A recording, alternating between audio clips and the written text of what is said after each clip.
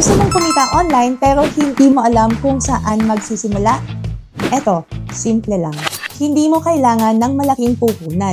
Internet, wanting skills, pwede na. Actually, based sa demand sa Upwork, Fiverr, at onlinejobs.ph, ito yung mga pwede mong simulan ngayon. Una, virtual assistant. Admin task lang, email, schedule, usually 15,000 to 60,000 pesos plus. Depende sa client. Pangalawa, social media manager. Magpo-post ka lang, captions, reply sa comments, pwede kang kumita ng 20,000 pesos to 80,000 pesos plus. Pangatlo, freelance writer. Kung marunong kang magsulat, pwede ka dito.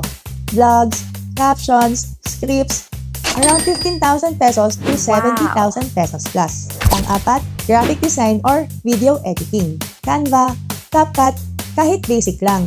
Pwede kang kumita ng 20,000 to 100,000 pesos plus. Mas mataas pag magaling ka. Pang-lima, online selling or affiliate. Magbenta ka or mag-recommend ng products kahit 10,000 pataas, depende sa diskarte mo.